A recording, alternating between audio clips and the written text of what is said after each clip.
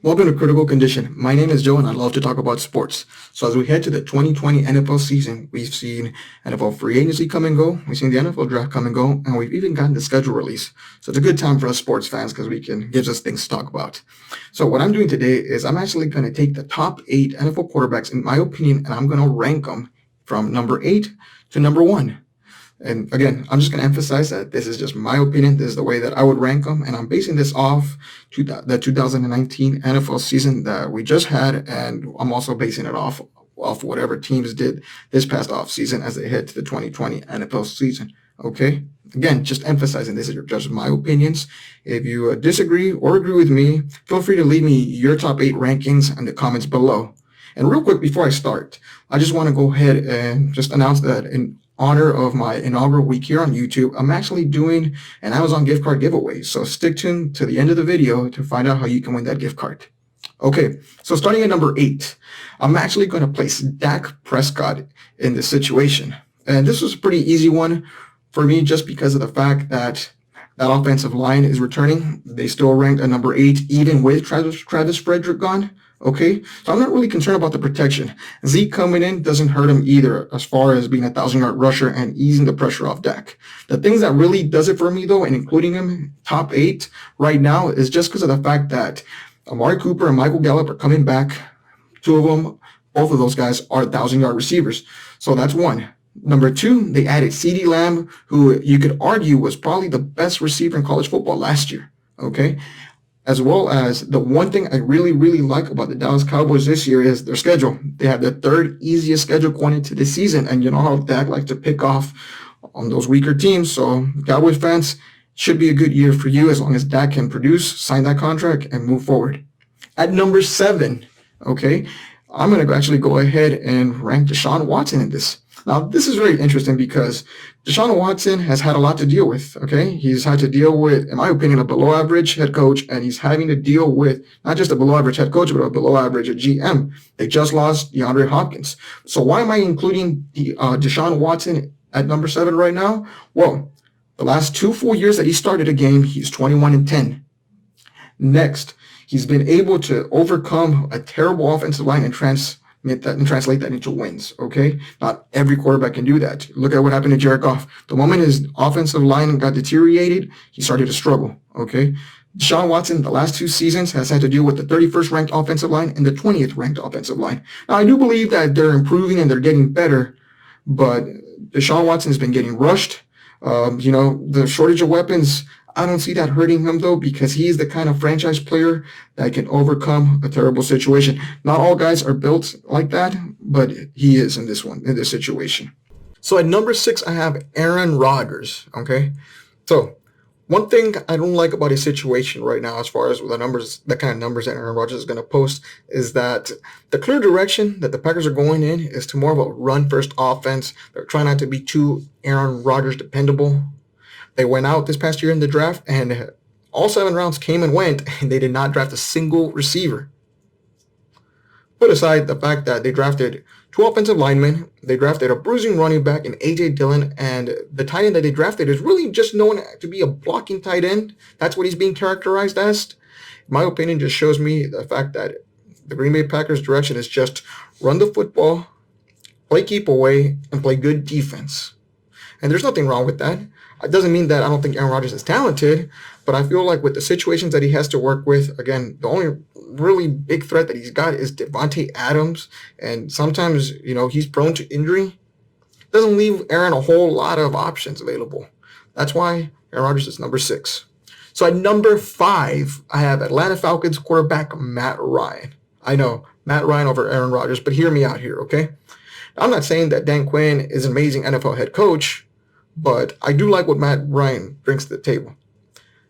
Offensive line coming back this coming season, it's going to be a good thing because it's actually going to take a step up. They're ranked number 24th, and that's with Chris Lindstrom, their first-round pick, missing the first 14 games of the season. He's coming back healthy.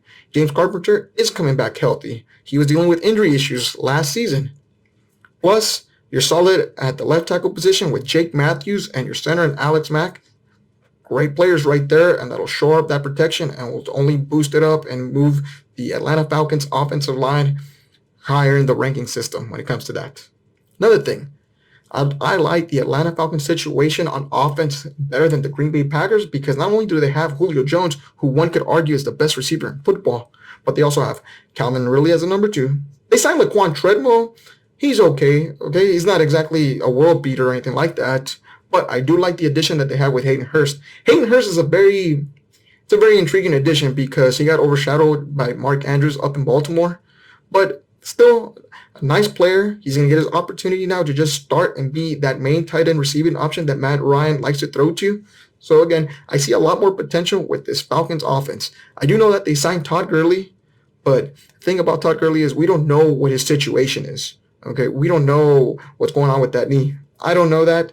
No one knows that. Only the Atlanta Falcons. Even I don't think the Atlanta Falcons staff actually knows what's going on with everything going on right now. So, my opinion though, Matt Ryan's going to be throwing a lot of footballs. He's going to be getting better time as far as protection is concerned, and he should be poised to have a great year this coming season. At number 4, I have Drew Brees. Now, when it comes to Drew Brees, I'm very, very eager and excited to look forward to because I think the Saints offense is just phenomenal.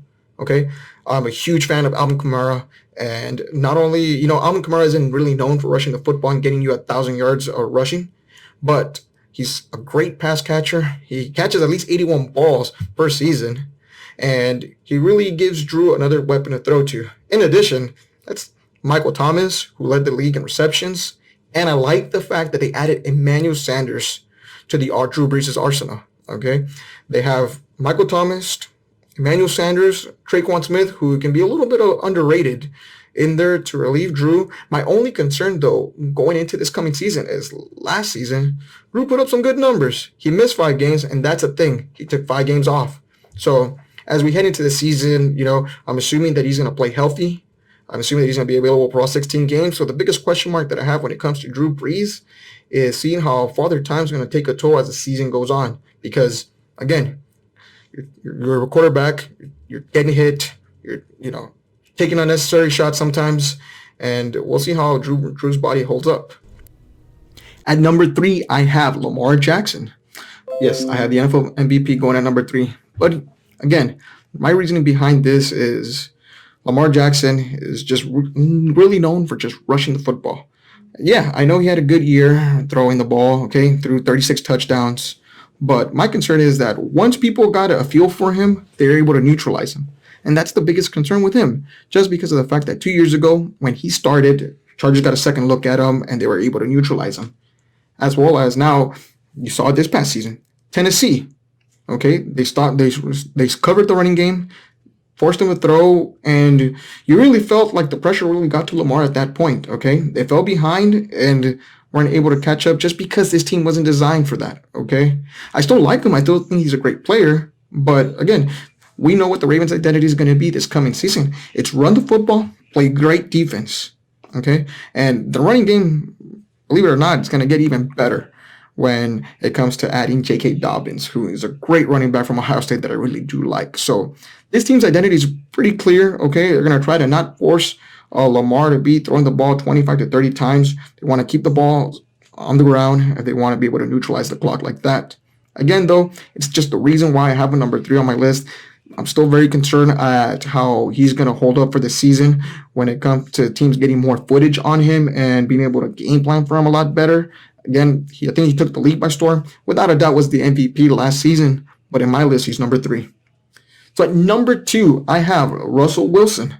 I think that in my top 2, actually, I have no question marks whatsoever when it comes to these 2 quarterbacks. In Russell Wilson's case, I feel like he's just that kind of a special player that overcomes any situation, okay? Whether it's a running back getting hurt, receiver getting hurt, a tight end getting hurt, Russell is the kind of leader that makes everything work. He makes it work with anyone, okay? He was able to make a good player out of Will Disley. Then Will Disley went out, Jacob Hollister, here you go. DK Metcalf, rookie, worked with him right away. The thing that's more impressive about Russell Wilson, though, is the fact that since entering the league, he hasn't had that great of an O-line to work with. 42% of the time on Pro Football Reference has it that 42% of the time, Russell's been rushed. He's been dealing with pressure and still manages to win. Russell Wilson, as well. The difference between him and Lamar Jackson is that Russell Wilson did not have a single Pro Bowler on offense besides himself voted in. When you talk about Lamar Jackson, and again, I mean, this is just not a knock, and it's not Lamar's fault, but he had 3 offensive linemen going from the Pro Bowl. He had a Pro Bowl running back, and he also had a Pro Bowl tight end in there. Russell Wilson took guys like Jacob Hollister, he took DK Metcalf, players like Doug Baldwin, and made it work. This coming season, he lost all 3 running backs. And he was that close, though, to getting to an NFC Championship game. He lost 3 running backs, still able to make it work. He lost Doug Baldwin, who was a security blanket for him from last season, still made it work. He also doesn't have that great of a defense right now. It's a middle tier defense, okay?